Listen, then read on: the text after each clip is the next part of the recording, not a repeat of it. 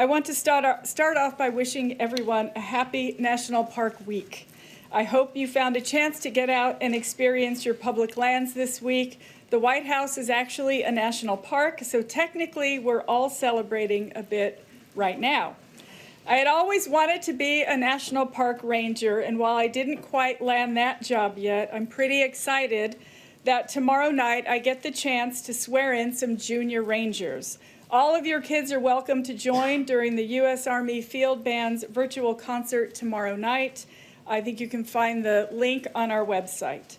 I was happy also to celebrate this morning with the second gentleman. We announced 16 new listings to the Underground Railroad Network to Freedom Program. Our park system is our nation's storyteller, and I'm eager to ensure that these national treasures help tell a more inclusive and accurate story of our nation. This week has brought significant news on climate action and on issues impacting tribal communities.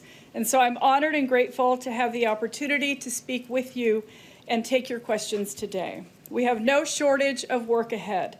President Biden has set ambitious goals that will ensure America and the world can meet the urgent demands of the climate crisis, while empowering our nation's workers and businesses to lead a clean energy revolution. I believe that a clean energy future is within our grasp in the United States, but it will take all of us and the best available science to make it happen. The Interior Department is in a unique position to be a leader in putting our nation on a path to achieve net zero emissions, create good-paying jobs, and benefit underserved communities. We have taken steps in just the past few weeks to advance offshore wind proposals, restore balance to management of our public lands and waters, and create jobs, and revitalize land in coal communities. I'll also touch on Interior's work to honor our nation-to-nation relationship with Indian tribes and uphold our trust and treaty responsibilities. I believe, just as President Biden does, that we must engage tribal nations with an all-of-government approach, and one need look no further than the First Lady's visit to the Navajo Nation to speak and hear from tribal leaders and Indigenous people. For too long, Indian issues were relegated to the tribal offices within federal agencies. If we're going to make sure that Native American and Alaska Native communities thrive, that tribal sovereignty is respected and strengthened, and if we are truly to repair our nation-to-nation relationships, then that means every federal agency needs to be thinking boldly about our obligations to Indigenous peoples. The significance of being the first Native American to serve in the cabinet is not lost on me. As I stand here today at this podium, I am moved by how monumental this week alone has been for Indigenous representation.